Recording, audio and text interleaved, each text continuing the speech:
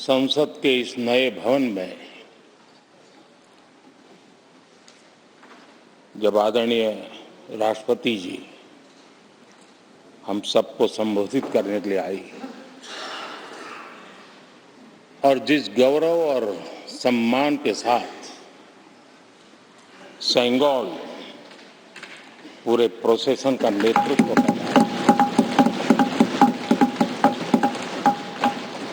और हम सब उसके पीछे पीछे चल रहे थे।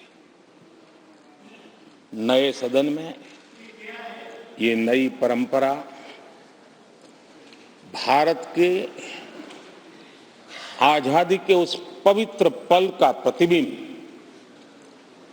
जब साक्षी बनता है तो लोकतंत्र की गरिमा कई गुना ऊपर चली जाती है।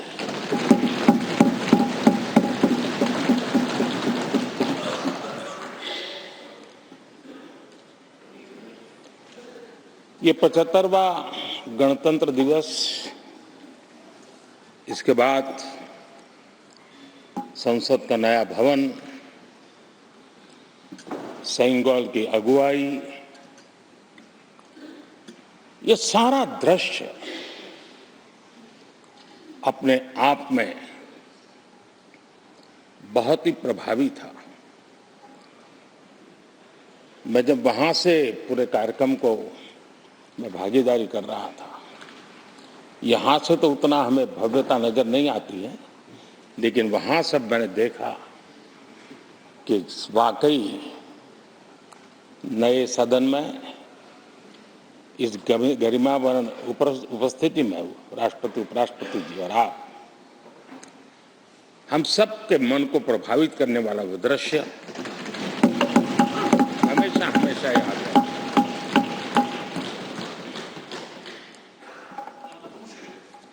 जिन माननीय करीब 60 से ज्यादा माननीय सदस्यों ने राष्ट्रपति जी के आभार प्रस्ताव पर अपने अपने विचार रखे हैं, मैं विनम्रता के साथ अपने अपने विचार व्यक्त करने वाले सभी अपने माननीय सांसदगण का आभार व्यक्त करता हूं। मैं विशेष रूप से विपक्ष ने जो संकल्प लिया है उसकी सराहना करता हूं। उनके भाषण के एक एक बात से मेरा और देश का विश्वास पक्का हो गया है कि इन्होंने लंबे अरसे तक वहां रहने का संकल्प लिया।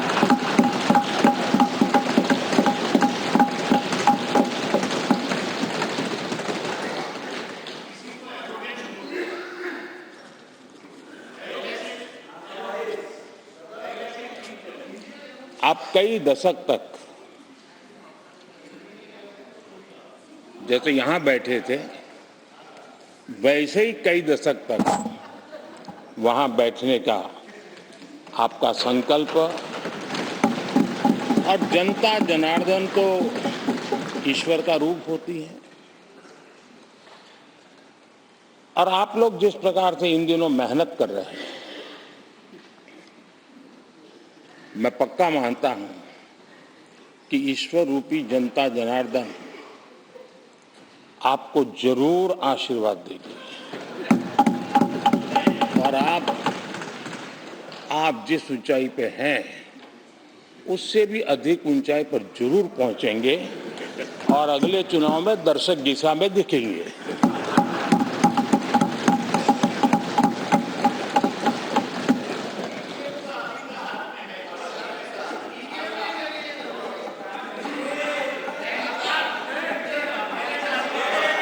अभिनंदन जी, इस बार आपने आपका कॉन्ट्रैक्ट उनको दे दिया है क्या?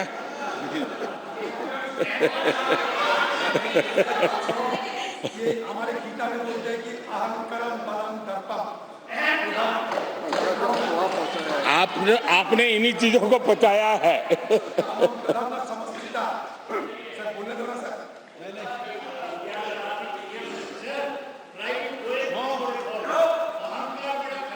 आदरणीय अध्यक्ष महोदय,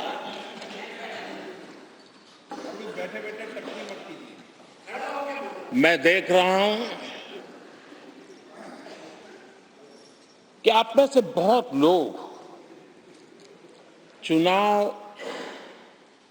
लड़ने का हौसला भी खो चुके हैं और मैंने सुना है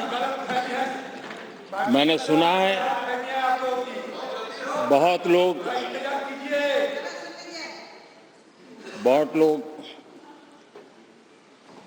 पिछली बार भी सीट बदली, इस बार भी कुछ सीट बदलने की फिराक में हैं और मैंने सुना है बहुत लोग अब लोकसभा के बजाय राज्यसभा में जाना चाहते हैं। तो स्थितियों का आकलन करके वो अपना अपना रास्ता ढूंढ रहे हैं। आदरणीय अध्यक्ष जी, राष्ट्रपति जी का भाषण एक प्रकार से तथ्यों के आधार पर, हकीकतों के आधार पर एक बहुत बड़ा दस्तावेज है जो देश के सामने राष्ट्रपति जी ने प्रस्तुत किया और इस पूरे दस्तावेज को आप देखेंगे तो उन हकीकतों को समेटने का प्रयास किया है जिससे देश किस स्पीड से प्रगति कर रहा है, किस स्केल के साथ गतिविधियों का विस्तार हो रहा है, उसका लेखा जोखा आदरणीय राष्ट्रपति जी ने प्रस्तुत किया है। आदरणीय राष्ट्रपति जी ने भारत के उज्जवल भविष्य को ध्यान में रखते हुए 4 मजबूत स्तंभों पर हम सबका ध्यान केंद्रित किया है और उनका सही आकलन है कि देश के 4 स्तंभ जितने ज्यादा मजबूत होंगे, जितने ज्यादा विकसित होंगे, जितने ज्यादा समृद्ध होंगे, हमारा देश उतना ही समृद्ध होगा, उतना ही तेजी से समृद्ध होगा। और उन्होंने इन 4 स्तंभों का उल्लेख करते हुए देश की नारी शक्ति, देश की युवा शक्ति, देश के हमारे गरीब भाई बहन और देश के हमारे किसान, हमारे मछुआरे, हमारे पशुपालक, उनकी चर्चा की है। इनके सशक्तिकरण के माध्यम से राष्ट्र के विकसित भारत के लक्ष्य को प्राप्त करने की जो राह है, उसका स्पष्ट दिशा निर्देश आदरणीय राष्ट्रपति जी ने कहा है। अच्छा हो सकता है आपके यहाँ फिशरमैन माइनॉरिटी के ना हो सकता है आपके यहाँ पशुपालक माइनॉरिटी के ना हो सकता है किसान आपके यहाँ माइनॉरिटी के ना हो सकता है महिलाएं आपके यहाँ माइनॉरिटी में ना हो सकता है कि आपके यहाँ युवा में माइनॉरिटी। क्या हो गया है दादा? क्या देश के युवा जी की बात होती है? समाज के सब वर्ग नहीं होते हैं क्या? देश की नारी की बात होती है? देश की सभी नारी नहीं होती है? कब तक टुकड़ों में सोचते रहोगे? कब तक समाज को बांटते रहोगे? सब सीमा करो। बहुत तोड़ा देश को।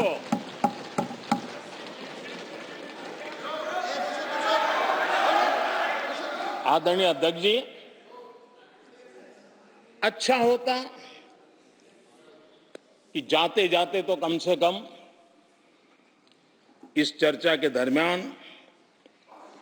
कुछ सकारात्मक बातें होती, कुछ सकारात्मक सुझाव आते, लेकिन हर बार की तरह आप सब साथियों ने देश को बहुत निराश किया,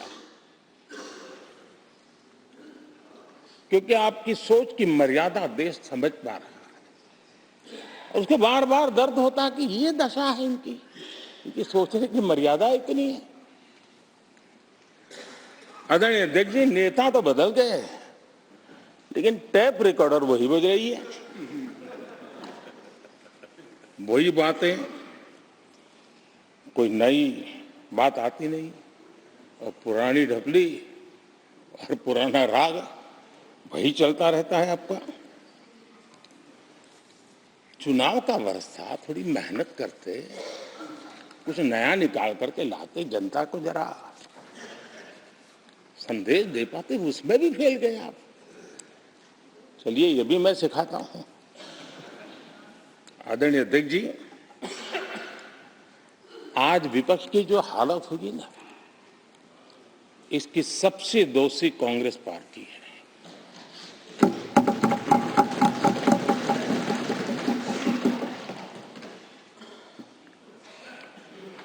कांग्रेस को एक अच्छा विपक्ष बनने का बहुत बड़ा अवसर मिला, और 10 साल कम नहीं होते, लेकिन 10 साल में उस दायित्व को निभाने में भी वे पूरी तरह विफल गए। और जब खुद विफल हो गए तो विपक्ष में और भी होनहार लोग हैं, उनको भी उभरने नहीं दिया, क्योंकि फिर मामला और गड़बड़ हो जाए। इसलिए हर बार ये करते रहे कि और भी विपक्षी जो तेजस्वी लोग हैं उनको दबा दिया जाए। हाउस में कई यंग हमारे माननीय सांसदगण हैं, उत्साह भी उमंग भी है, लेकिन अगर वो बोलें, उनकी छवि उभर जाए, तो शायद किसी की छवि बहुत दब जाए। उस चिंता में इस यंग जनरेशन को मौका न मिले, हाउस को ही चलने नहीं दिए गए। यानी एक प्रकार से इतना बड़ा नुकसान कर दिया है, खुद का भी, विपक्ष का भी, संसद का भी और देश का भी। और इसलिए, और मैं हमेशा चाहता हूं कि देश को एक स्वस्थ अच्छे विपक्ष की बहुत जरूरत है। प्रधानमंत्री जी, बात करिए ना, वहाँ प्रेसिडेंशियल आते तो बात कीजिए ना। अब प्रेसिडेंशियल देश ने जितना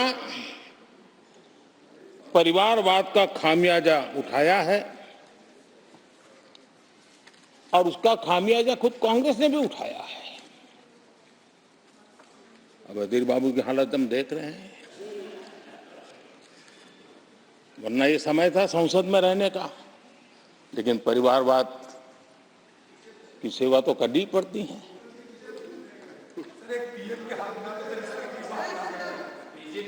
आदरणीय अध्यक्ष जी, अब हालत देखिए, हमारे खड़गे जी इस सदन से उस सदन शिफ्ट हो गए, और गुलाम नबी जी तो पार्टी से ही शिफ्ट कर गए।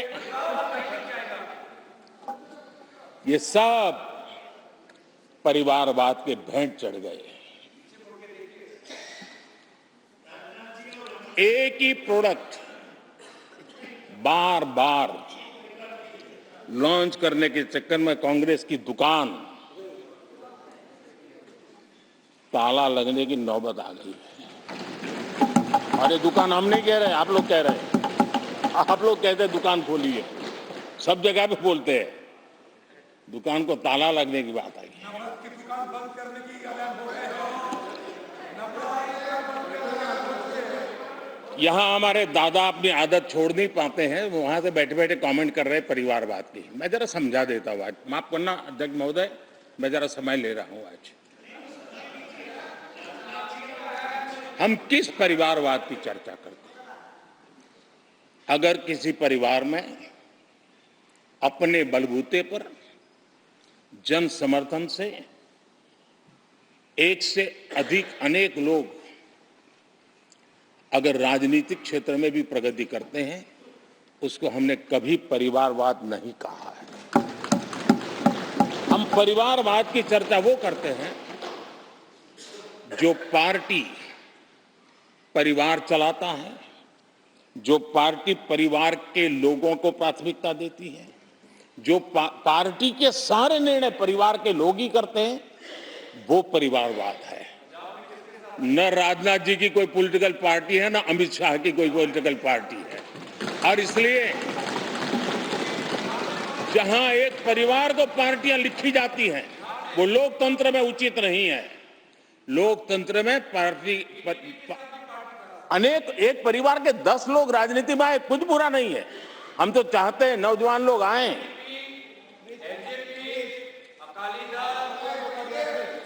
हम भी चाहते हैं ये इसकी चर्चा करिए। हमारे साथ आपके साथ मेरा विषय नहीं है। देश के लोकतंत्र के लिए परिवारवादी राजनीति, पारिवारिक पार्टियों की राजनीति, ये हम सबकी चिंता का विषय होना चाहिए। और इसलिए मैं किसी परिवार के 2 लोग अगर प्रगति करते हैं, उसको तो मैं स्वागत करूंगा। 10 लोग प्रगति करें, मैं स्वागत करूंगा। देश में जितनी नई पीढ़ी अच्छे लोग आए, स्वागत योग्य है। सवाल यह है कि परिवार ही पार्टियां चलाती है। पक्का है कि ये अध्यक्ष नहीं होगा तो उसका बेटा होगा, ये नहीं होगा तो उसका बेटा होगा। ये लोकतंत्र का खतरा है। और इसलिए अच्छा हुआ दादा, थैंक यू। ये विषय कभी बोलता नहीं था, आज बोल दिया मैंने। आदरणीय अध्यक्ष जी, एक ही प्रोडक्ट को बार बार लॉन्च करने का भरपूर प्रयास हो रहा है।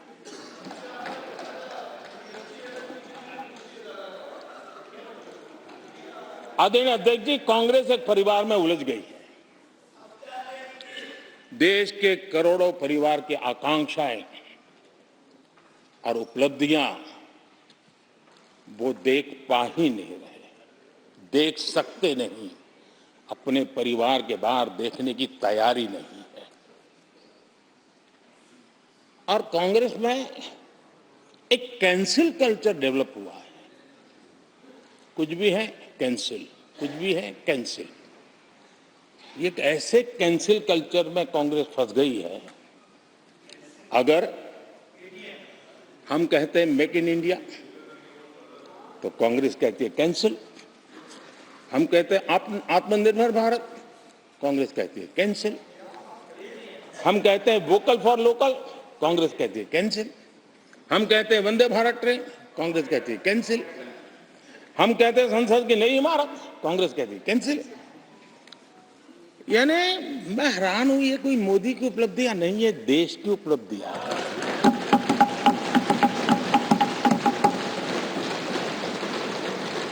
इतनी नफरत कब तक पाले रखोगे? और उसके कारण देश की सफलताएं, देश के अचीवमेंट, उसको भी कैंसिल करके आप बैठ गए हो।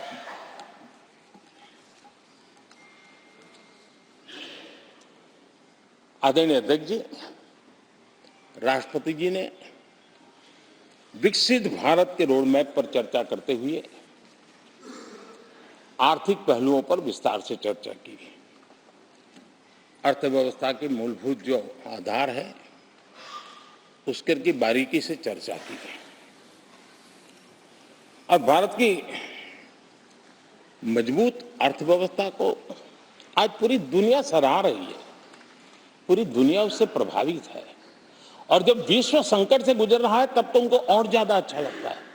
G20 समिट के अंदर सारे देश ने देखा है कि पूरा विश्व भारत के लिए क्या सोचता है, क्या कहता है, क्या आशा करता है।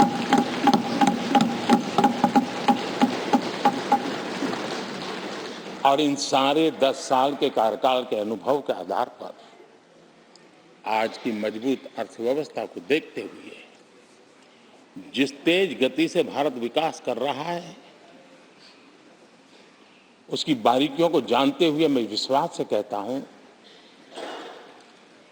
और इसीलिए मैंने कहा है कि हमारे तीसरे टर्म में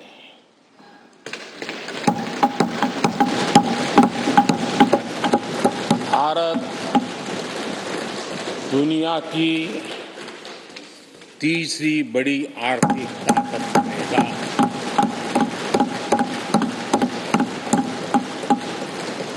और ये मोदी की गारंटी है।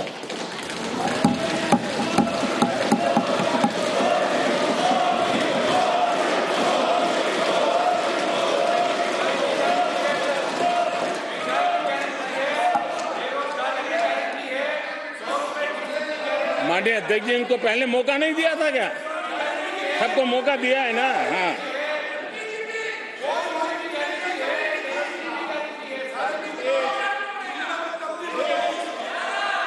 आदरणीय अध्यक्ष जी, जब हम दुनिया की तीसरी बड़ी आर्थिक शक्ति बनकर के उभरेंगे कहते हैं, तो हमारे विपक्ष में बैठे कुछ साथी कैसा कुतर्क देते हैं। वो कहते हैं इसमें क्या है, ये तो अपने आप हो जाएगा। क्या कमाल है आप लोगों की। मोदी का क्या है, ये तो अपने आप हो जाएगी। मैं जरा सरकार की भूमिका क्या होती है इस सदन के माध्यम से देश को और विशेष करके देश के युवा मन को बताना चाहता हूं, देश की युवा शक्तियों को बताना चाहता हूं कि होता कैसे है और सरकार की भूमिका क्या होती है। आदरणीय अध्यक्ष जी, 10 साल पहले 2014 में फरवरी महीने में जो इंटरिम बजट आया था, उस समय कौन लोग बैठे थे आपको तो मालूम ही है, देश को ही मालूम है। जो 10 साल पहले इंटरिम बजट आया था, उसे पेश करते समय उस समय के वित्त मंत्री ने जो कहा था, मैं उसको कोट कर रहा हूं, और एक एक शब्द बड़ा मूल्यवान है जी। जब आप लोग कहते हैं ना कि तो अपने आप तीसरे नंबर पर जा ही जाएगा, ऐसा कहते हैं, उनको जरा समझना चाहिए। ये उन्होंने क्या कहा था, I now wish to look forward and outline a vision for the future. Vision for the future. पूरे ब्रह्मांड के सबसे बड़े अर्थशास्त्री बोल रहे थे। I now wish to look forward and outline a vision for the future. आगे कहते हैं, I wonder how many have noted the fact that India's economy, in terms of the size of its GDP, is the 11th largest in the world. यानी 2014 में 11 number पहुंचने पर क्या गौरवगान होता था। आज 5 पर पहुंच गए और आपको क्या हो गया। आदरणीय अध्यक्ष जी, आदरणीय अध्यक्ष जी, आदरणीय अध्यक्ष जी, आदरणीय अध्यक्ष जी, आदरणीय अध्यक्ष जी, आदरणीय अध्यक्ष जी, मैं आगे पढ़ रहा हूं। गोगोई जी, थैंक यू, आपने अच्छा कहा। मैं आगे पढ़ रहा हूं, ध्यान से सुनिए साथियों, ध्यान से सुनिए।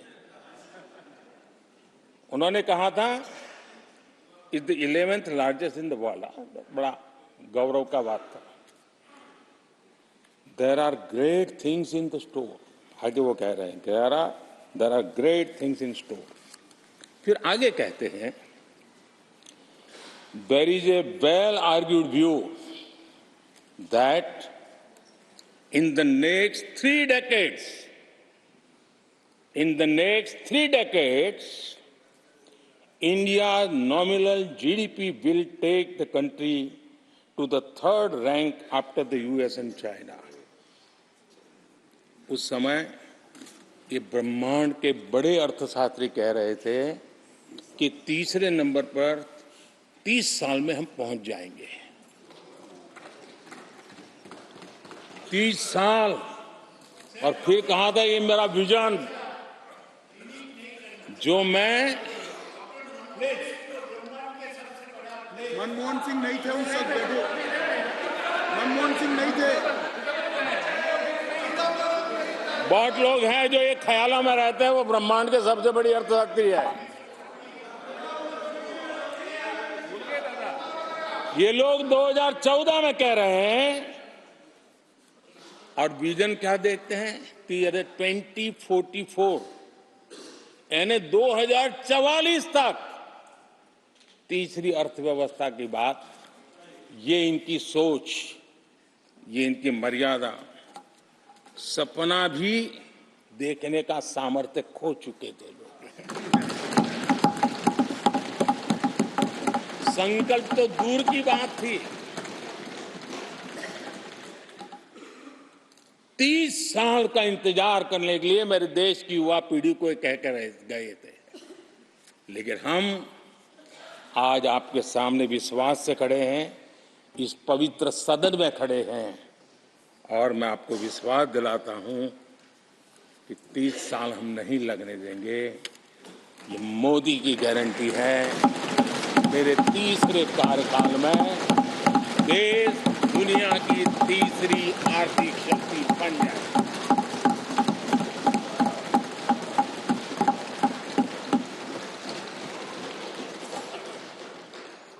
कैसे लक्ष्य रखते थे, उनकी सोच कहां तक जाती थी, दया आती है। और आप लोग 11 नंबर पे बड़ा गर्व कर रहे थे, अब 5 नंबर पहुंचा दिए जी। लेकिन अगर 11 पर पहुंचने से आपको खुशी होती थी, तो 5 नंबर पहुंचने पर भी खुशी होनी चाहिए। देश 5 नंबर पर पहुंचा, आपको खुशी होनी चाहिए। किस बीमारी में फंसे पड़े हो। आदरणीय अध्यक्ष जी, भाजपा सरकार की काम करने की स्पीड, हमारे लक्ष्य कितने बड़े होते हैं, हमारा हौसला कितना बड़ा होता है, वो आज पूरी दुनिया देख रही है।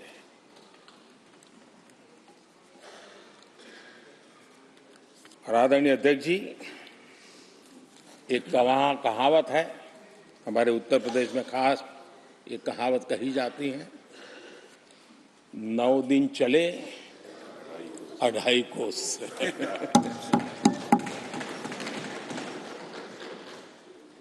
और मुझे लगता है कि ये कहावत पूरी तरह कांग्रेस को परिभाषित कर देती है। ये कांग्रेस की सुस्त रफ्तार,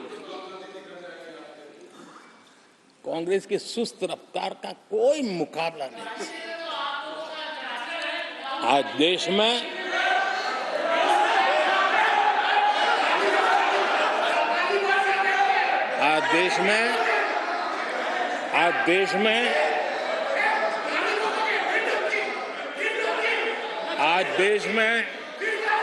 जिस रफ्तार से काम हो रहा है, कांग्रेस सरकार इस रफ्तार की कल्पना भी नहीं कर सकती। आदरणीय अध्यक्ष जी,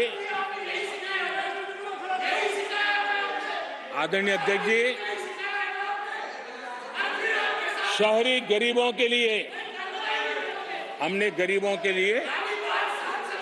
400 घर हमने गरीबों के लिए, आदरणीय अध्यक्ष जी, हमने गरीबों के लिए 4 करोड़ घर बनाए।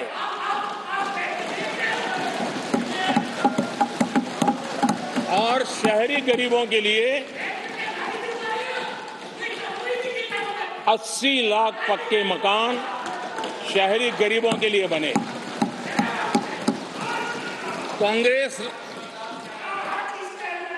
अगर कांग्रेस की रफ्तार से घर बने होते तो क्या हुआ होता, मैं इसका हिसाब लगाता हूं।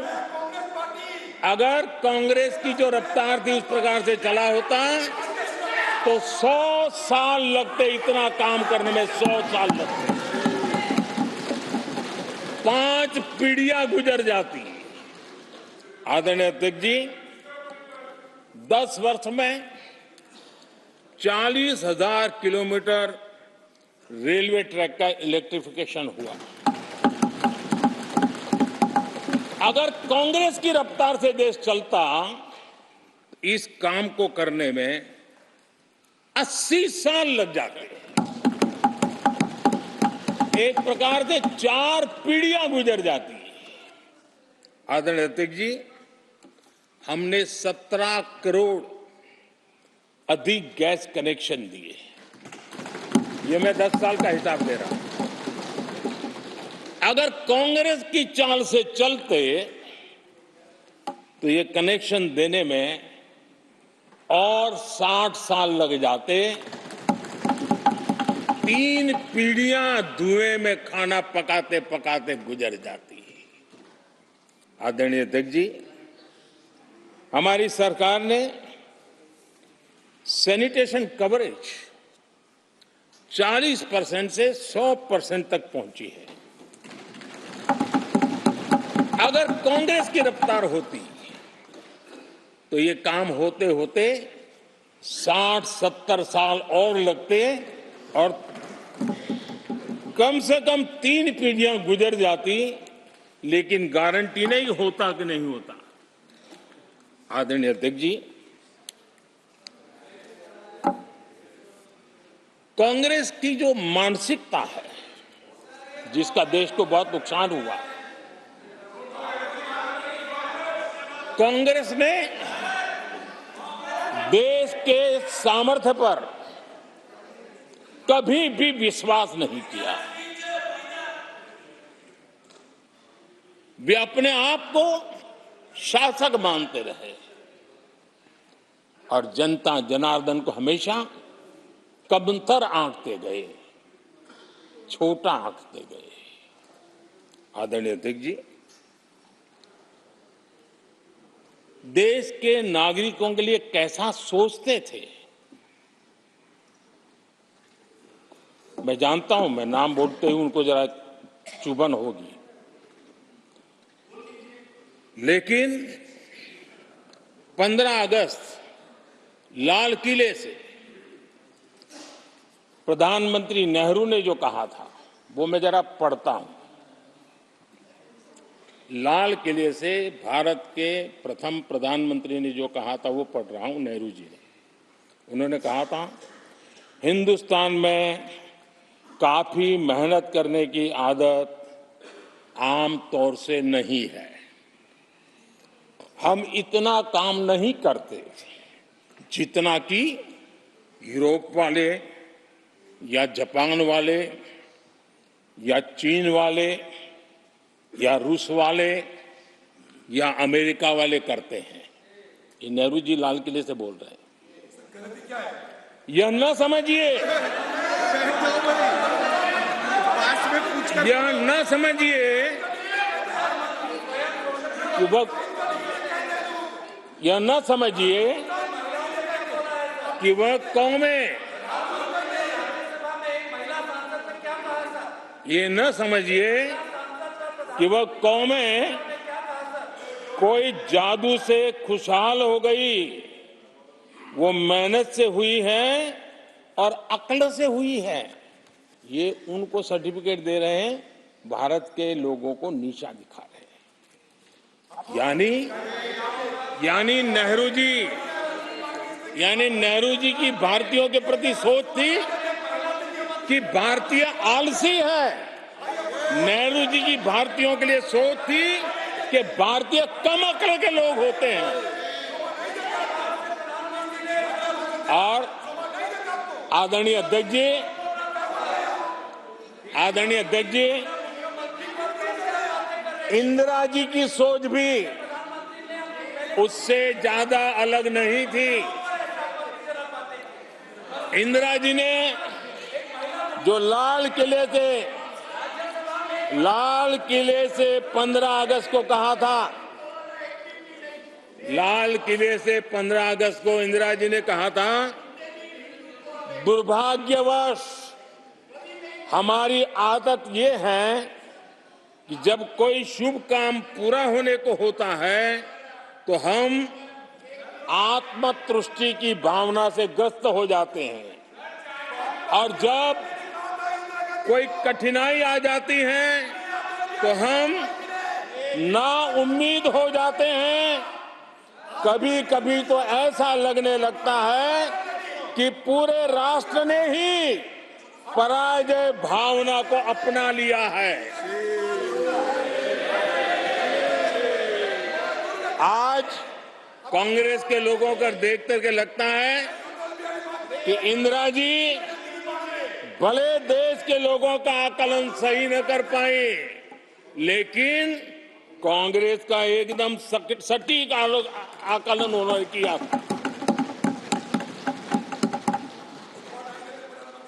कांग्रेस के शाही परिवार के लोग मेरे देश के लोगों को ऐसा ही समझते थे, उनके विषय में ऐसे ही सोचते। और आज भी वही सोच देखने को मिलती है। माननीय अध्यक्ष जी,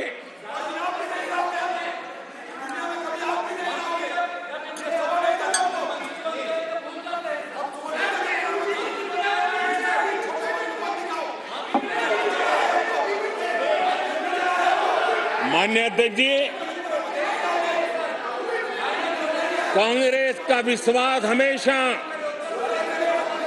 सिर्फ एक परिवार पर रहा। एक परिवार के आगे वो न कुछ सोच सकते हैं, न कुछ देख सकते हैं। कुछ दिन पहले भानुमति का कुनबा जोड़ा,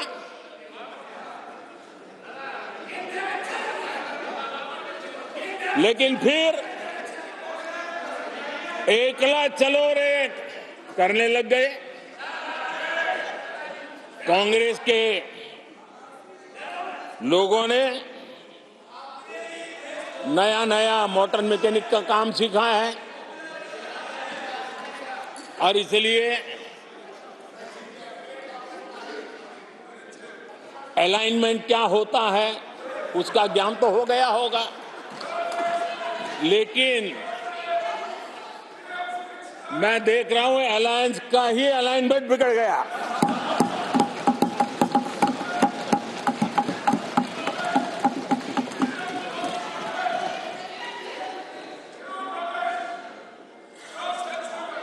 इनको अपने इस कुनबे में अगर एक दूसरे पर विश्वास नहीं है तो ये लोग देश पर विश्वास कैसे करेंगे। आदरणीय अध्यक्ष जी, हमें देश के सामर्थ्य पर भरोसा है,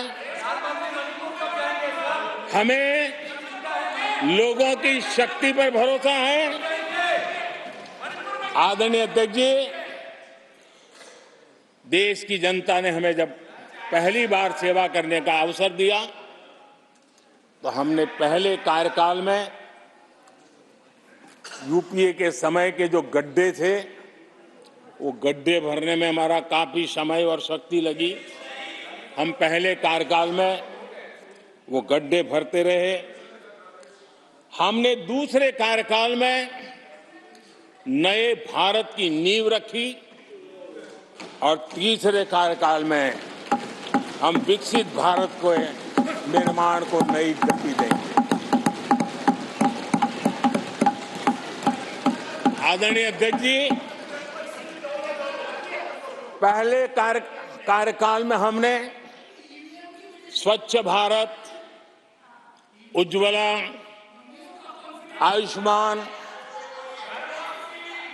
आयुष्मान भारत, बेटी बचाओ बेटी पढ़ाओ,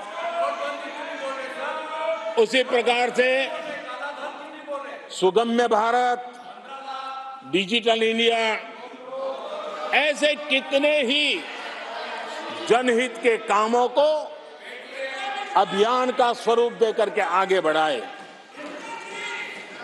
टैक्स व्यवस्था आसान हो, इसके लिए जीएसटी जैसे निर्णय लिए और हमारे इन कामों को देख करके जनता ने भरपूर समर्थन दिया। जनता ने बहुत आशीर्वाद दिए, पहले से भी ज्यादा आशीर्वाद दिए और हमारा दूसरा कार्यकाल प्रारंभ हुआ। दूसरा कार्यकाल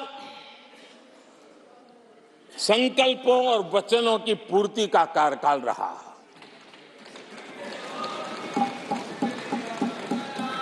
जिन उपलब्धियों का देश लंबे समय से इंतजार कर रहा था, वो सारे काम हमने दूसरे कार्यकाल में पूरे होते देखे। हम सब ने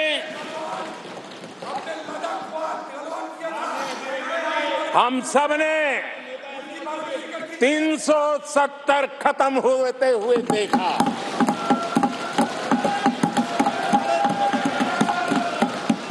इन्हीं माननीय सांसदों के आंखों के सामने और उनके वोट की ताकत से 370 गया।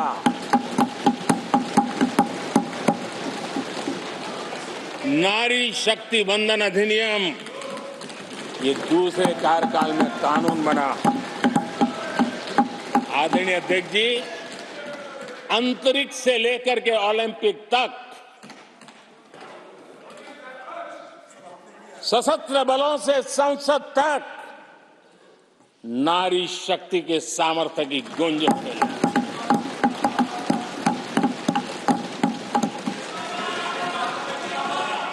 ये नारी शक्ति के सशक्तिकरण को आज देश ने देखा है। आदरणीय अध्यक्ष जी, उत्तर से दक्षिण तक, पूरब से पश्चिम तक लोगों ने दशकों से अटकी भटकी लटकी योजनाओं को समयबद्ध तरीके से पूरे होते हुए देखा। आदरणीय अध्यक्ष जी, अंग्रेजी शासन के पुराने दंड प्रधान कानूनों से हम please please please please please माननीय सदस्यगण, सदन के नेता बोल रहे हैं, आपको प्लीज आप समझाइए। सदन के नेता बोल रहे हैं, आपको मैंने सबको पर्याप्त समय पर्याप्त अवसर दिया था। यह तरीका गलत है, यह हमें मर्यादा बना के रखना पड़ेगा। प्लीज बैठे बैठे कोई टिप्पणी नहीं करेगा। Please please please please no, गलत तरीका, गलत तरीका। माननीय प्रधानमंत्री जी,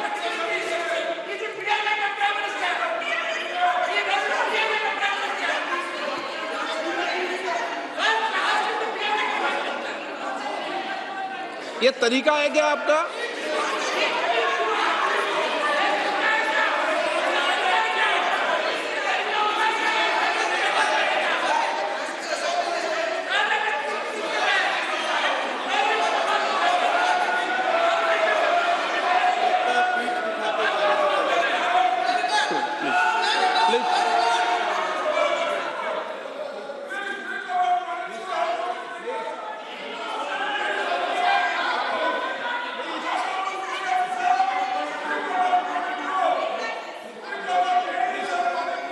आदरणीय अध्यक्ष जी,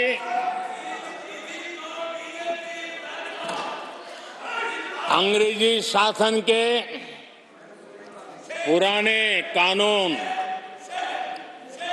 जो दंड प्रधान थे, उन दंड प्रधानों से के कानूनों से हट करके हमने न्याय संहिता तक प्रगति की।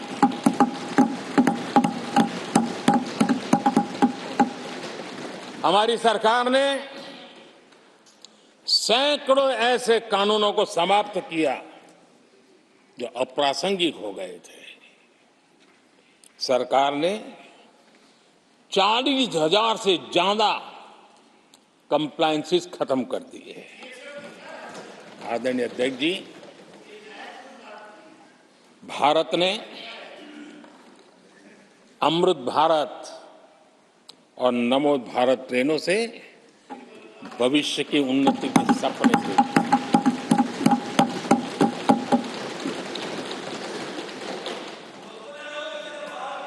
आदरणीय अध्यक्ष जी, देश के गांव-गांव ने, देश के कोटि-कोटि जनों ने विकसित भारत की संकल्प यात्रा देखी है और सैचुरेशन के पीछे कितनी मेहनत की जाती है, उसके हक की चीज उसको मिले, उसके दरवाजे दस्तक देकर के देने का प्रयास देश पहली बार देख रहा है। आदरणीय अध्यक्ष जी, भगवान राम, आदरणीय अध्यक्ष जी, भगवान राम न सिर्फ अपने घर लौटे, बल्कि एक ऐसे मंदिर का निर्माण हुआ जो भारत की महान सांस्कृतिक परंपरा को नई ऊर्जा देता रहेगा। और आदरणीय अध्यक्ष जी, अब हमारी सरकार का तीसरा कार्यकाल भी बहुत दूर नहीं है। ज्यादा से ज्यादा 100-125 दिन बाकी है। और अब की बार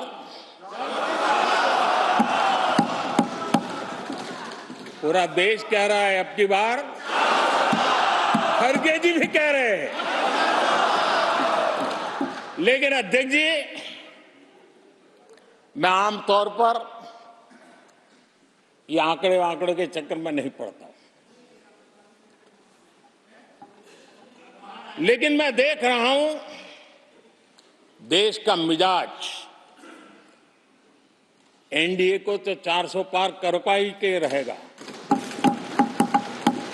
लेकिन भारतीय जनता पार्टी को 370 सीट अवश्य देगा।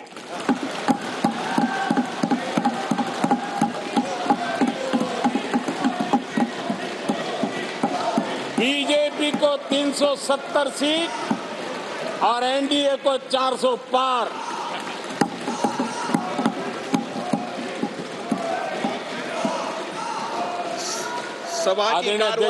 सभा की कार्रवाई इस विषय की समाप्ति तक बढ़ा दी जाए। आदरणीय अध्यक्ष जी, हमारा तीसरा कार्यकाल बहुत बड़े फैसलों का होगा।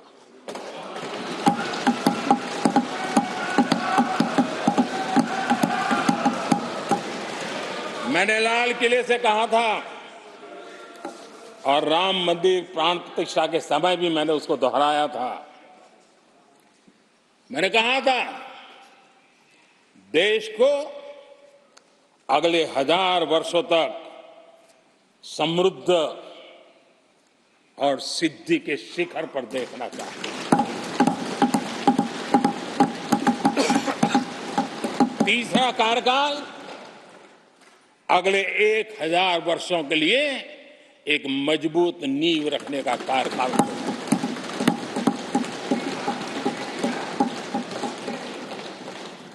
आदरणीय अध्यक्ष जी, मैं भारतवासियों के लिए, उनके भविष्य के लिए बहुत ही विश्वास से भरा हुआ है। मेरा देश के 140 करोड़ नागरिकों के सामर्थ्य पर अपार भरोसा है, मेरा बहुत विश्वास है।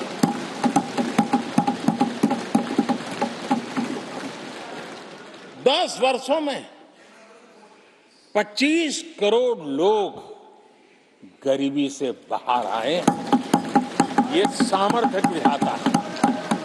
आदरणीय अध्यक्ष जी, मैंने हमेशा कहा है कि गरीब को अगर साधन मिले, गरीब को अगर संसाधन मिले, गरीब को अगर स्वाभिमान मिले, तो हमारा गरीब गरीबी को परास्त करने का सामर्थ्य रखता है। और हमने वो रास्ता चुना और मेरे गरीब भाइयों ने गरीबी को परास्त करके दिखाया है। और इसी सोच के साथ हमने गरीब को साधन दिए, संसाधन दिए, सम्मान दिया, स्वाभिमान दिया। 50 करोड़ गरीबों के पास आज बैंक खाता है। कभी वो बैंक से गुजर नहीं पाता। 4 करोड़ गरीबों के पास पक्का घर है। घर उसके स्वाभिमान को एक नया सामर्थ्य देता है। 11 करोड़ से अधिक परिवारों को पीने का शुद्ध जल पानी नल से मिल रहा है। 55 करोड़ से अधिक गरीबों को आयुष्मान भारत कार्ड मिला है। घर में कोई भी बीमारी आ जाए, उस बीमारी के कारण फिर से वो गरीबी की तरफ लुढ़क न जाए, उसको भरोसा है कितनी भी बीमारी क्यों ना आ जाए, मोदी बैठा है। 80 करोड़ लोगों को मुफ्त अनाज की सुविधा दी गई है। आदरणीय अध्यक्ष जी, मोदी ने उनको पूछा जिनको पहले कोई पूछता तक नहीं था। देश में पहली बार रेहड़ी पटरी वाले साथियों के बारे में सोचा गया।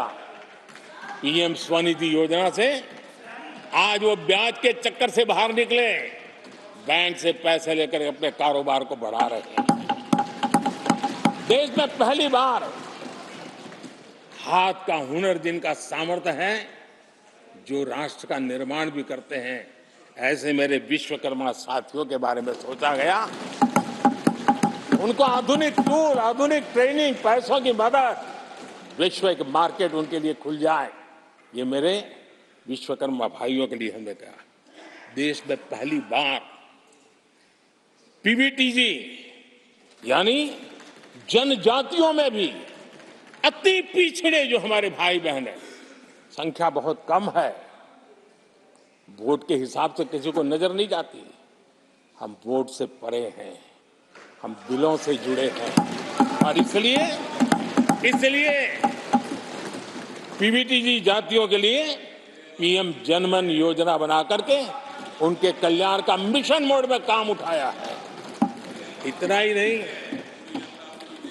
सरहद के जो गांव थे जिनको आखिरी गांव करके छोड़ दिया गया था, हमने वो आखिरी गांव को पहला गांव बना करके विकास की पूरी दिशा बदल दी।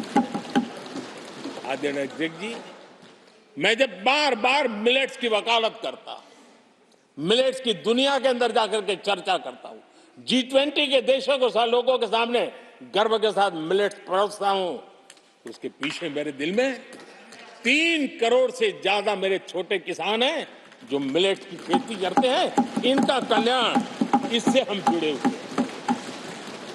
आदरणीय अध्यक्ष जी, जब मैं वोकल फॉर लोकल की बात करता हूं, जब मैं मेक इन इंडिया की बात करता हूं, तब मैं करोड़ों गृह उद्योग, लघु उद्योग, कुटीर उद्योग, उससे जुड़े हुए मेरे लाखों परिवारों के साथ उनके कल्याण के लिए सोचता हूं।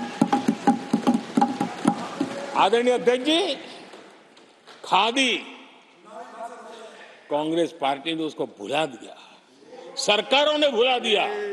आज मैं खादी के ताकत देने में सफलतापूर्वक आगे बढ़ा हूं, क्योंकि खादी के साथ, हैंडलूम के साथ करोड़ों बुनकरों की जिंदगी लगी हुई है, तो उनके कल्याण को देखता हूं। आदरणीय अध्यक्ष जी, हमारी सरकार हर कोने में गरीबी को निकालने के लिए, गरीब को समृद्ध बनाने के लिए अनेक विविध प्रयासों को कर रही है। जिनके लिए वोट बैंक ही था, उनके लिए उनका कल्याण संभव नहीं था। हमारे लिए उनका कल्याण राष्ट्र का कल्याण है। और इसलिए हम उसी रास्ते पर चल पड़े। आदरणीय अध्यक्ष जी, कांग्रेस पार्टी ने, यूपीए सरकार ने ओबीसी समुदाय के साथ भी कोई न्याय नहीं किया, अन्याय किया। इन लोगों ने ओबीसी नेताओं का अपमान करने में कोई कोर कसर नहीं छोड़ी है। कुछ दिन पहले जब कर्पूरी ठाकुर जी को भारत रत्न दिया, हमने वो सम्मान किया। लेकिन याद करिए, उस कर्पूरी ठाकुर अति पिछड़े समाज से ओबीसी समाज के उस महापुरुष के साथ क्या व्यवहार हुआ था, किस प्रकार से उनके साथ जुल्म किया। 1970 में बिहार के मुख्यमंत्री बने तो उनको पद से हटाने के लिए कैसे कैसे खेल खेले गए थे। उनकी सरकार अस्थिर करने के लिए क्या कुछ नहीं किया गया था। आदरणीय अध्यक्ष जी, कांग्रेस को अति पिछड़ा व्यक्ति बर्दाश्त नहीं हुआ था। 1987 में जब कांग्रेस के पास पूरे देश में उनका झंडा फहरता था, सत्ता ही सत्ता थी, तब उन्होंने कर्पूरी ठाकुर को प्रतिपक्ष के नेता के रूप में स्वीकार करने से मना कर दिया। और कारण क्या दिया?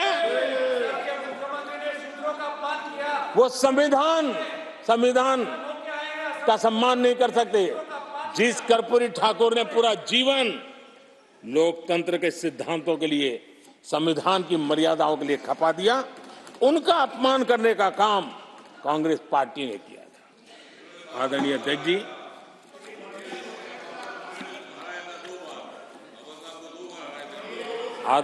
जी,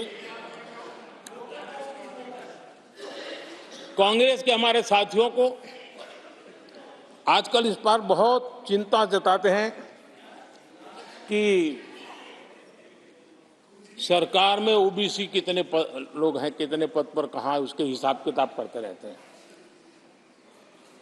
लेकिन मैं हैरान हूं, उनको इतना सबसे बड़ा ओबीसी नजर नहीं आता है।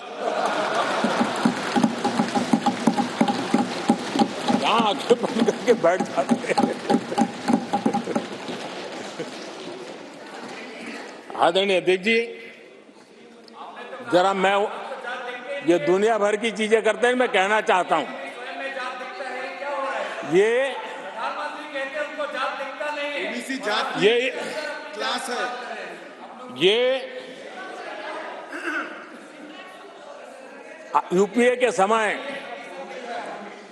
एक एक्स्ट्रा कॉन्स्टिट्यूशनल बॉडी बनाई गई थी, जिसके सामने सरकार की कुछ नहीं चलती थी। नेशनल एडवाइजरी काउंसिल, जरा कोई निकाल करके देखे उसमें क्या कोई ओबीसी था क्या? जरा निकाल के देखिए। इतनी बड़ी बड़ी पावरफुल बॉडी बनाई थी और वो तो अपॉइंट कर रहे थे। आदरणीय अध्यक्ष जी, पिछले 10 वर्षों में नारी शक्ति के सशक्तिकरण को लेकर के अनेक विविध कदम उठाए गए। नारी के नेतृत्व में समाज के सशक्तिकरण पर काम किया गया है। आदरणीय अध्यक्ष जी, अब देश की बेटी, हिंदुस्तान में कोई ऐसा सेक्टर नहीं है जहां देश की बेटियों के लिए दरवाजे बंद हो।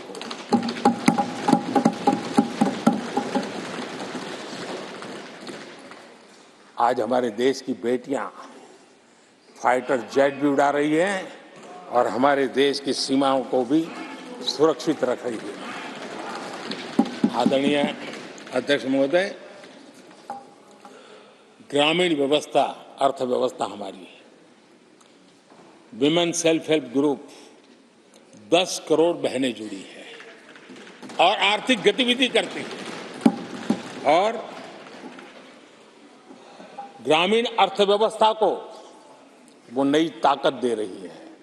और मुझे आज खुशी है कि इन प्रयासों का परिणाम है कि आज करीब करीब 1 करोड़ लखपति दीदी आज और जब मेरी उनसे बातें होती है, उनका जो आत्मविश्वास देखता हूं, मेरा पक्का विश्वास है हम जिस तरह आगे बढ़ रहे हैं, आने वाले हमारे कार्यकाल में 3 करोड़ लखपति दीदी हमारे देश के अंदर हम देखेंगे। आप कल्पना कर सकते हैं गांव की अर्थव्यवस्था को कितना बड़ा बदलाव हो जाएगा। आदरणीय अध्यक्ष जी, हमारे देश में बेटियों के संबंध में जो पहले सोच थी, समाज के घर में घुस गई थी, दिमाग में भी घुस गई थी, आज वो सोच कितनी तेजी से बदल रही है। थोड़ा सा बारीकी से देखेंगे तो हमें पता चलेगा कितना बड़ा सुखद बदलाव आ रहा है। पहले अगर बेटी का जन्म होता था तो चर्चा होती थी, अरे खर्चा कैसे उठाएंगे, उसको कैसे पढ़ाएंगे, उसके आगे की जिंदगी का एक प्रकार से कोई बोझ है, ऐसी चर्चाएं हुआ करती थी।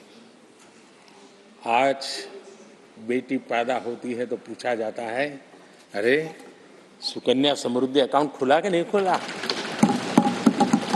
बदलाव। आदरणीय जी, पहले सवाल होता था प्रेग्नेंट होने पर नौकरी नहीं कर पाओगे।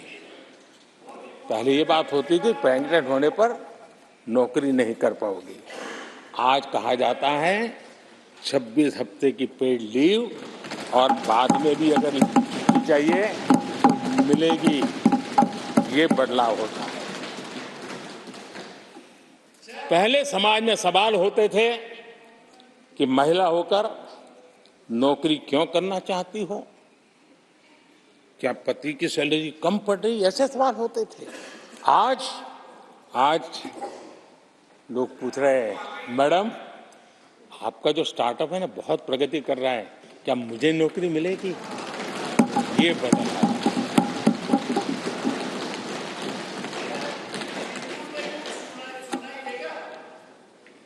आदरणीय अध्यक्ष जी, एक समय था जब सवाल पूछा जाता था कि बेटी की उम्र बढ़ रही है, शादी कब करोगे। बेटी की उम्र बढ़ रही है, शादी कब करोगे।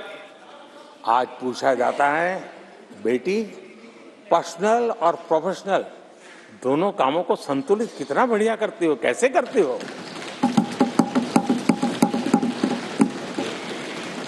आदरणीय अध्यक्ष जी, एक समय था घर में कहा जाता था कि घर के मालिक घर पे है कि नहीं है, ऐसा पूछा जाता था।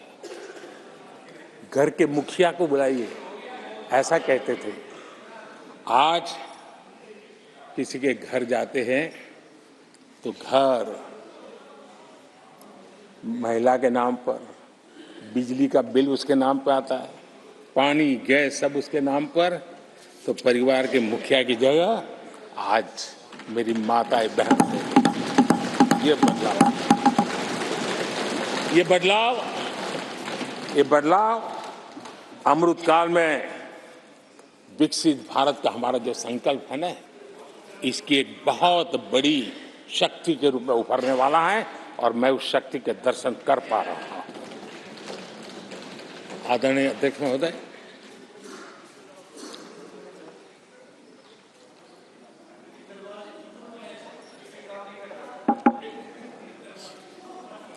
किसानों के लिए आंसू बहाने की आदत मैंने बहुत देखी है। किसानों के साथ कैसा कैसा विश्वासघात किया गया है, ये देश ने देखा है। कांग्रेस के समय कृषि के लिए कुल वार्षिक बजट होता था 25,000 करोड़ रुपया। आदरणीय अध्यक्ष जी, हमारी सरकार का बजट है 1.25 लाख करोड़ रुपया।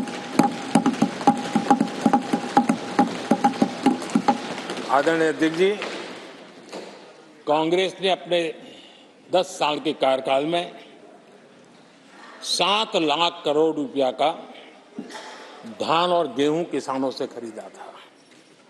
हमने 10 वर्ष में करीब 18 लाख करोड़ का धान गेहूं। कांग्रेस सरकार ने दलहन और तिलहन की खरीदी नाम मात्र कभी कहीं की हो तो की हो, हमने 1.25 करोड़ रुपए से भी अधिक का दलहन और तिलहन खरीद किया है।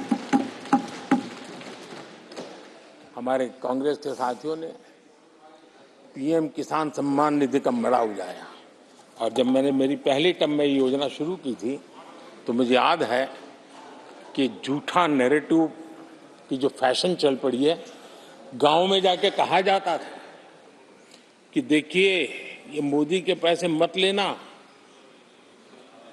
ये चुनाव एक बार जीत गया तो सारे पैसे ब्याज समेत तुमसे वापस मांगेगा। ऐसा झूठ फैलाया गया था, किसानों को इतना मूर्ख बनाने की कोशिश की गई थी।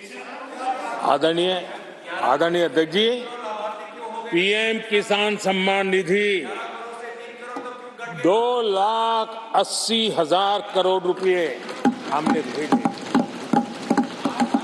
पीएम फसल बीमा योजना 30,000 रुपया का प्रीमियम, और उसके सामने 1.5 लाख करोड़ रुपया मेरे किसान भाई बहनों को दिया। कांग्रेस ने अपने शासनकाल में कभी भी मछुआरे पशुपालक की तो नामो निशान नहीं था उनके काम में। पहली बार इस देश में मछुआरों के लिए अलग मंत्रालय बना, पशुपालन के लिए अलग मंत्रालय बना। पहली बार पशुपालक को, मछुआरों को किसान क्रेडिट कार्ड दिया गया ताकि कम ब्याज से उसको बैंक से पैसा मिल सके, वो अपना कारोबार बढ़ा सके। किसान और मछुआरों की चिंता सिर्फ जानवरों की नहीं होती है, जिंदगी का एक महत्वपूर्ण हिस्सा है। आर्थिक चक्र को चलाने में इन पशुओं की भी बहुत बड़ी भूमिका होती है। हमने फुट एंड माउथ डिसीज, उससे हमारे पशुओं को बचाने के लिए 50 करोड़ से ज्यादा टीके लगाए हैं, पहले कभी सोचा नहीं। आदरणीय अध्यक्ष महोदय, आज भारत में युवाओं के लिए जितने नए अवसर बने हैं, ये पहले कभी नहीं बने। आज पूरी वोकेबलरी बदल गई है, शब्द पूरे जो पहले कभी सुनने को नहीं मिलते थे, वो बोलचाल के सहज दुनिया में शब्द आ चुके हैं। आज चारों तरफ स्टार्टअप्स की गूंज है, यूनिकॉर्न्स चर्चा में है। आज डिजिटल क्रिएटर्स एक बहुत बड़ा वर्ग हमारे सामने है। आज गीग इकोनॉमी की चर्चा हो रही है। ये युवाओं की जुबान पर ये नए भारत की नई वोकेबलरी है, ये नई आर्थिक साम्राज्य की नई परिवेश है, नई पहचान है। ये सेक्टर युवाओं के लिए रोजगार के लाखों नए अवसर बना रहे हैं। 2014 से पहले डिजिटल इकोनॉमी की साइज ना के बराबर थी, बहुत ज्यादा उसकी चर्चा भी नहीं थी। आज भारत दुनिया की डिजिटल इकोनॉमी है, अग्रणी है। लाखों युवा इससे जुड़े हैं, और आने वाले समय में ये डिजिटल इंडिया मूवमेंट जो है वो देश के नौजवानों के लिए अनेक अवसर, अनेक रोजगार, अनेक प्रोफेशंस के लिए अवसर लेकर के आने वाला है। आदरणीय अध्यक्ष जी, आज Bharat made in India phone दुनिया में पहुंच रहे हैं। दुनिया में हम नंबर 2 बन गए हैं, और एक तरफ सस्ता मोबाइल प्राप्त हुआ है और दूसरी तरफ सस्ता डेटा। इन दोनों ने एक बहुत बड़ा रिवॉल्यूशन लाया है देश में, और दुनिया में हम जिस कीमत पे आज हमारे नौजवानों को ये प्राप्त करवा रहे हैं, सबसे कम कीमत पर करवा रहे हैं, और वो एक कारण बना है। आज मेड इन इंडिया अभियान, रिकॉर्ड मैन्युफैक्चरिंग, रिकॉर्ड एक्सपोर्ट, यह देश देख रहा है। आदरणीय जी, ये सारे काम हमारे नौजवानों के लिए सबसे ज्यादा रोजगार लाने वाले काम हैं, सबसे ज्यादा रोजगार के अवसर पैदा करेंगे। आदरणीय अध्यक्ष महोदय, 10 वर्ष में टूरिज्म सेक्टर में अभूतपूर्व उछाल आया है। हमारे देश में ये ग्रोथ और टूरिज्म सेक्टर ऐसा है जिसमें कम से कम पूंजी निवेश में अधिक से अधिक लोगों को रोजगार देने वाला अवसर है और सामान्य से सामान्य व्यक्ति को भी ये रोजगार देने वाला अवसर है। स्वरोजगार की सबसे ज्यादा संभावनाएं वाला टूरिज्म क्षेत्र है। 10 वर्ष में एयरपोर्ट 2 गुने बने। भारत सिर्फ एयरपोर्ट बने ऐसा नहीं है, भारत दुनिया का तीसरा बड़ा डोमेस्टिक एविएशन सेक्टर बना, दुनिया के तीसरे बड़ा। हम सबको खुशी होनी चाहिए। भारत की जो एयरलाइंस कंपनियां हैं उन्होंने 1000 नए एयरक्राफ्ट के ऑर्डर दिए। देश में 1000 नए एयरक्राफ्ट, और जब इतने सारे हवाई जहाज ऑपरेट होंगे, सारे एयरपोर्ट कितने धमधमते होंगे, कितने पायलट्स की जरूरत पड़ेगी, कितने हमें क्रू मेंबर चाहिए, कितने इंजीनियर ये चाहिए, कितने ग्राउंड सर्विस के लिए लोग चाहिए। यानी रोजगारी के नए नए क्षेत्र खुलते जा रहे हैं। एविएशन सेक्टर भारत के लिए एक बहुत बड़ा नया अवसर बनकर के आया है। आदरणीय अध्यक्ष जी, हमारी कोशिश नहीं है कि इकोनॉमी को हम फॉर्मलाइज करने की दिशा में मजबूती से कदम उठाए, युवाओं को नौकरी भी मिले, सोशल सिक्योरिटी भी मिले। इन दोनों को लेकर के और आपने जिन बातों के आधार पर हम निर्णय करते हैं और देश में भी माना जाता है, वो एक होता है डाटा ईपीएफओ का। ईपीएफओ में जो रजिस्ट्रेशन होता है 10 साल में करीब 18 करोड़ नए सब्सक्राइबर आए, और वो तो सीधा पैसों से जुड़ा खेल होता है, उसमें फर्जी नाम नहीं होते हैं।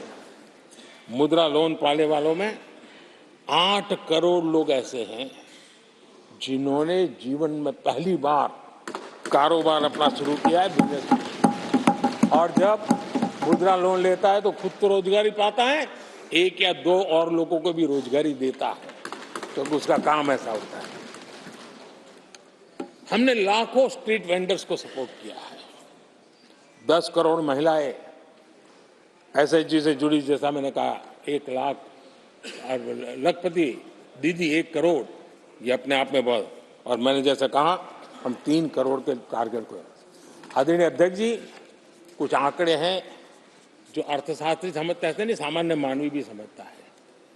2014 से पहले के 10 वर्षों में इंफ्रास्ट्रक्चर के निर्माण में करीब करीब 12 लाख करोड़ का बजट था। 10 साल में 12 लाख करोड़। बीते 10 वर्षों में इंफ्रास्ट्रक्चर निर्माण के अंदर बजट 44 लाख करोड़, 44 लाख करोड़। रोजगार कैसे बढ़ते हैं इससे समझ आता है। आदरणीय अध्यक्ष जी, इस राशि से जितनी बड़ा मात्रा में काम हुआ है, उसके कारण इतने लोगों को रोजी रोटी मिली है, इसका आप अंदाज कर सकते हैं। हम भारत को मैन्युफैक्चरिंग का, रिसर्च का, इनोवेशन का हब बने, उस दिशा में देश की युवा शक्ति को प्रोत्साहित कर रहे हैं, व्यवस्थाएं विकसित कर रहे हैं, आर्थिक मदद के योजनाएं बना रहे हैं। आदरणीय अध्यक्ष जी, एनर्जी के क्षेत्र में हम हमेशा डिपेंडेंट रहे। एनर्जी के सेक्टर में हमें आत्मनिर्भर होने की दिशा में बहुत कुछ करने की आवश्यकता है, और हमारी कोशिश है ग्रीन एनर्जी की तरफ।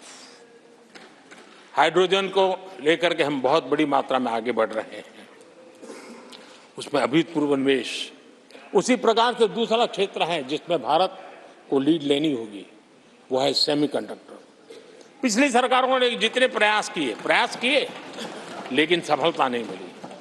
अब हम जिस स्थिति में पहुंचे हैं, मैं विश्वास से कहता हूं कि हमारे 3 दशक खराब भले हो गए, लेकिन आने वाला समय हमारा है। हम सेमीकंडक्टर के क्षेत्र में अभूतपूर्व निवेश में देख रहा हूं और भारत दुनिया को एक बहुत बड़ा कंट्रीब्यूशन करेगा।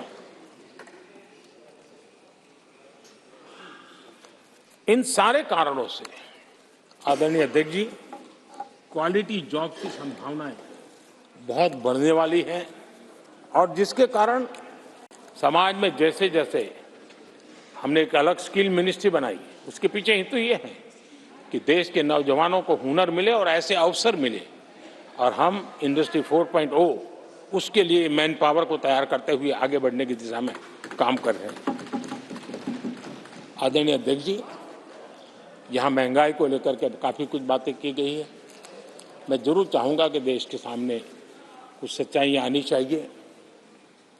इतिहास गवाह है, जब भी कांग्रेस आती है महंगाई लाती है।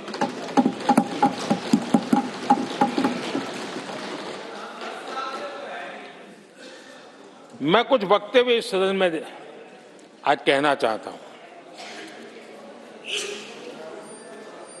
और किसी की आलोचना करने के लिए नहीं कह रहा हूं, लेकिन हो सकता है कि हमारी बात जो समझ नहीं पाते हैं वो अपने लोगों की बात को समझने का प्रयास करेंगे। कहा गया था कभी, और किसने कहा था वो मैं बाद में कहूंगा, हर चीज की कीमत बढ़ जाने की वजह से मुसीबत फैली है, आम जनता उनमें फंसी है। ये स्टेटमेंट ऑफ फैक्ट किसका है? ये कहा था हमारे पंडित नेहरू जी ने, लाल किले से कहा था उस समय। हर चीज की कीमत बढ़ जाने की वजह से मुसीबत फैली है, आम जनता उनमें फंसी है। ये उस समय की बात है। उन्होंने माना था लाल किले से, चारों तरफ महंगाई बढ़ी है। अब इस वक्तव्य के 10 साल के बाद, नेहरू जी के इस वक्तव्य के 10 साल के बाद एक और वक्तव्य का कोट आपके सामने रखता हूं। आप लोग, मैं कोट बता रहा हूं, आप लोग आजकल भी कुछ दिक्कतों में हैं, परेशानियों में हैं महंगाई की वजह से।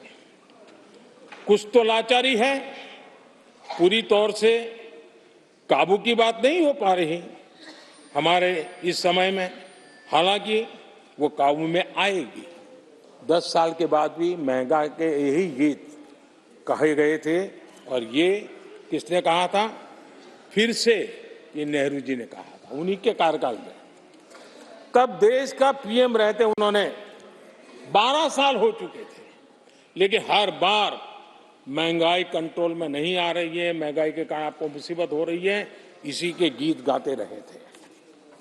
आदरणीय अध्यक्ष जी, अब मैं एक और भाषण का हिस्सा पढ़ रहा हूं। जब देश आगे बढ़ता है तो कुछ हद तक कीमतें भी बढ़ती हैं। हमको ये भी देखना है कि जो भी आवश्यक वस्तु हैं उनकी कीमत को कैसे थामे। ये किसने कहा था? इंदिरा गांधी जी ने कहा था। 1974 में जब देश में सारे उन्होंने दरवाजे ताले लगा दिए थे, लोगों को जेल में बंद कर दिया था, 30% महंगाई थी, 30%।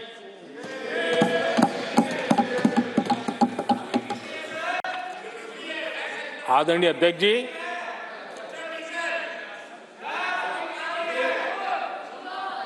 अपने भाषण में यहां तक कहा गया था, क्या कहा था आप चौंक जाएंगे। उन्होंने कहा था अगर जमीन न हो, यानी कुछ पैदावार के लिए जमीन न हो, तो अपने गमले और कनस्तर में सब्जी उगा लें। ये ऐसी सलाहें उच्च पद पर बैठे हुए लोग दिया करते थे। जब देश में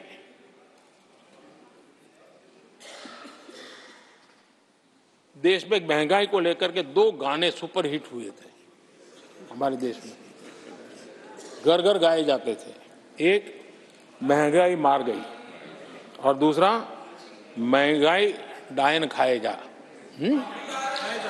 डायन खाए जात है। और ये दोनों गाने कांग्रेस के शासनकाल में आए। आदरणीय अध्यक्ष जी, यूपीए के शासनकाल में महंगाई डबल डिजिट में थी, डबल डिजिट में महंगाई थी, इसको नकार नहीं सकते हैं। और यूपी का सरकार का तर्क क्या था जी? असंवेदनशीलता। ये कहा गया था कि महंगी आइसक्रीम खा सकते हो तो महंगाई का रोना क्यों रो रहे हो, ये कहा गया था, ये कहा गया था। जब भी कांग्रेस आई है उसने महंगाई को ही मजबूत किया है। आदरणीय अध्यक्ष जी, हमारी सरकार ने महंगाई को लगातार नियंत्रण में रखा है। दो दो युद्ध के बावजूद और 100 साल में आए सबसे बड़े संकट के बावजूद महंगाई नियंत्रण में है और हम कर पाए हैं।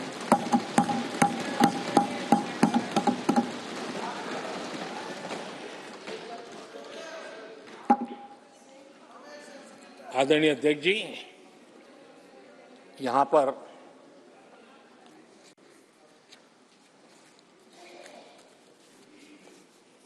बहुत गुस्सा व्यक्त किया गया। जितना हो सका उतने कठोर शब्द में गुस्सा व्यक्त किया गया। उनका दर्द मैं समझता हूं, उनकी मुसीबत और ये गुस्सा मैं समझता हूं, क्योंकि तीर निशाने पर लगा है।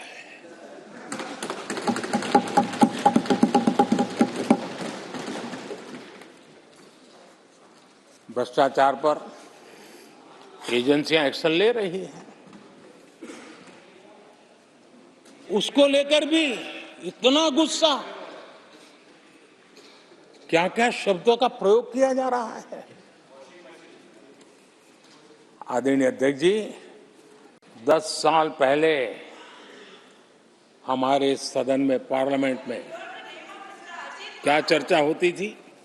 सदन का पूरा समय घोटालों की चर्चा पर जाता था, भ्रष्टाचार की चर्चा पर जाता था, लगातार एक्शन की डिमांड होती थी। सदन यही मांग करता रहता था, एक्शन लो, एक्शन लो, एक्शन लो। वो कालखंड देश ने देखा है, चारों तरफ भ्रष्टाचार की खबरें रोजमर्रा। और आज जब भ्रष्टाचारियों पर एक्शन लिया जा रहा है तो लोग उनका समर्थन में हंगामा करते हैं। आदरणीय अध्यक्ष जी, इनके समय में एजेंसियों का सिर्फ और सिर्फ राजनीतिक उपयोग के लिए उपयोग किया जाता था, बाकी उनको कोई काम करने नहीं दिया जाता था। अब आप देखिए उनके कालखंड में क्या हुआ। पीएमएलए एक्ट के तहत हमने पहले के मुकाबले 2 गुने से अधिक केस दर्ज किए। कांग्रेस के समय में ईडी ने 5,000 करोड़ रुपए की संपत्ति जब्त की। हमारे कार्यकाल में ईडी ने 1 लाख करोड़ रुपए की संपत्ति दी। देश का लूटा हुआ माल देना ही पड़ेगा। और जिनका इतना सारा माल पकड़ा जाता हो, नोटों के ढेर पकड़े जाते हो, और अधीर बाबू तो बंगाल से आते हैं, देखे हैं नोटों के ढेर उन्होंने तो किस किस के घर में से पकड़े जाते, किस किस राज्यों में पकड़े जाते थे। ये देश ये नोटों के ढेर देख देख करके चौंक गया है। लेकिन अब जनता को आप मूर्ख नहीं बना सकते। जनता देख रही है कि किस प्रकार से यूपीए सरकार में जो भ्रष्टाचार की बातें होती थी उसका टोटल 10-15 लाख करोड़ का रहा है, चर्चा होती थी। हमने लाखों करोड़ के घोटाले तो अटकाए, लेकिन उन सारे पैसों को गरीबों के काम लगा दिया, गरीबों के कल्याण के लिए। अब बिचौलियों के लिए गरीबों को लूटना बहुत मुश्किल हो गया है। Direct benefit transfer, Jan Dhan account, Aadhaar, mobile, उसकी ताकत हमने पहचानी है। 30 लाख करोड़ रुपए से ज्यादा रकम हमने लोगों के खाते में सीधी पहुंचाई। और अगर कांग्रेस के एक प्रधानमंत्री ने कहा था कि 1 रुपया भेजते हैं 15 पैसे पहुंचते हैं, अगर उस हिसाब से मैं देखूं तो हम जो 30 लाख भेजे हैं, अगर उनका जमाना होता तो कितना रुपया कहां चला जाता, इसका हिसाब लगाइए। 15% मुश्किल से लोगों के पास पहुंचता, बाकी सब कहां चला जाता। आदरणीय अध्यक्ष जी, हमने 10 करोड़ फर्जी नाम हटाए हैं। अभी लोग पूछते हैं पहले इतना आंकड़ा था, क्यों कम हुआ? आपने ऐसी व्यवस्था बनाई थी जिस बेटी का जन्म नहीं हुआ उसको आपके यहां से विधवा पेंशन जाते थे। और ऐसे सरकारी योजनाओं को मारने के जो रास्ते थे ना, 10 करोड़ फर्जी नाम बंद किए। ये जो परेशानी है ना इन चीजों की है, क्योंकि रोजमर्रा की काय उनकी बंद हो गई है। आदरणीय अध्यक्ष जी, हमने ये फर्जी नामों को हटाने से करीब 3 लाख करोड़ रुपया फर्जी हाथों में जाने से बचाया, गलत हाथों में जाने से बचाया। देश के टैक्स पेयर का पाई बचाना और सही काम में लगाना, इसके लिए हमने जीवन खपा रखे हैं। आदरणीय अध्यक्ष जी, सभी राजनीतिक दलों को भी सोचने की जरूरत है और समाज में भी जो लोग बैठे हैं उनको देखने की जरूरत है। आज देश का दुर्भाग्य है, पहले तो क्लासरूम में भी कोई अगर चोरी करता था, किसी की कॉपी करता था, तो वो भी 10 दिन तक अपना मुंह किसी को दिखाता नहीं था। आज जो भ्रष्टाचार के आरोप जिन पे सिद्ध हो चुके हैं, जो जेलों में समय निकाल करके पैरोल पर आए, आज वॉशिंग मशीन से भी बड़ा कंधे पे लेकर के महिमा मंडन कर रहे हैं ऐसे चोरों का सार्वजनिक जीवन में। कहां ले जाना चाहते हो देश को तुम? जो सजा हो चुकी है, मैं ये तो समझता हूं कि आरोप जो है उनके लिए तो आप सोच सकते हैं, लेकिन जो गुनाह सिद्ध हो चुका है, जो सजा काट चुके हैं, जो सजा काट रहे हैं, ऐसे लोगों का महिमा मंडन करते हो आप? कौन सा कल्चर हो देश की भावी पीढ़ी को? क्या प्रेरणा देना चाहते हो आप? कौन से रास्ते और ऐसी कौन सी आपकी मजबूरी है?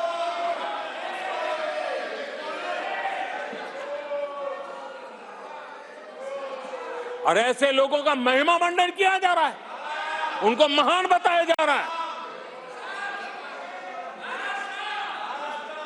जहां संविधान का राज है, जहां लोकतंत्र है, माननीय अध्यक्ष जी, ऐसी बातें लंबी नहीं चल सकती हैं। ये लोग लिख करके रखे हैं कि ये जो महिमा मंडन का काम चल रहा है उनका, वो अपने ही खात्मे की चिट्ठी पे सिग्नेचर कर रहे हैं लोग।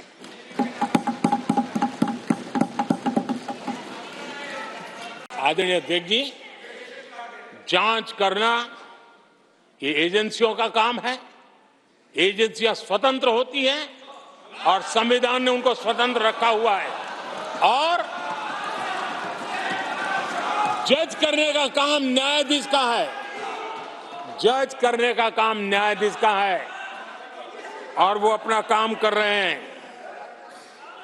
और अध्यक्ष जी, मैं इस पवित्र सदन में फिर से दोहराना चाहूंगा, जिसको जितना जुल्म मुझ पर करना है कर ले, मेरी भ्रष्टाचार के खिलाफ लड़ाई चलती रहेगी।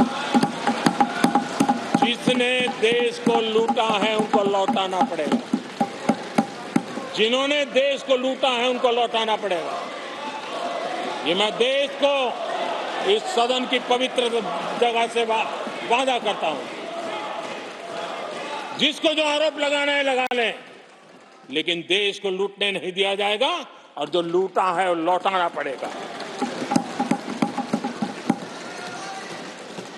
आदरणीय अध्यक्ष जी, देश सुरक्षा और शांति का एहसास कर रहा है। पिछले 10 वर्ष की तुलना में सुरक्षा के क्षेत्र में देश आज वाकई सशक्त हुआ है। आतंकवाद, नक्सलवाद एक छोटे दायरे में अब सिमटा हुआ है।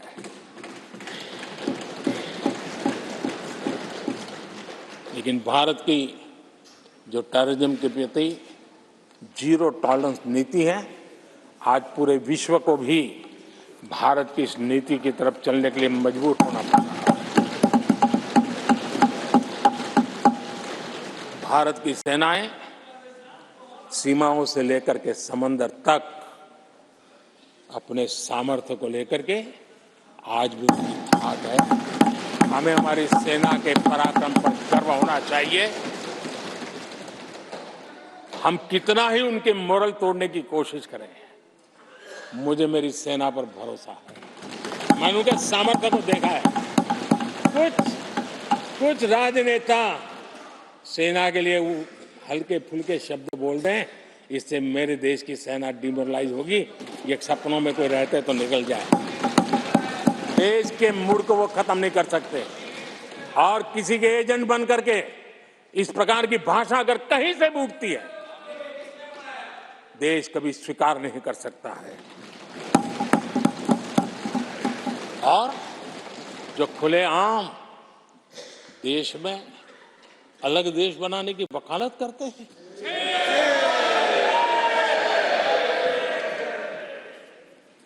जोड़ने की बातें छोड़ो, तोड़ने की कोशिश करिए। यार, आपके अंदर क्या पड़ा हुआ है?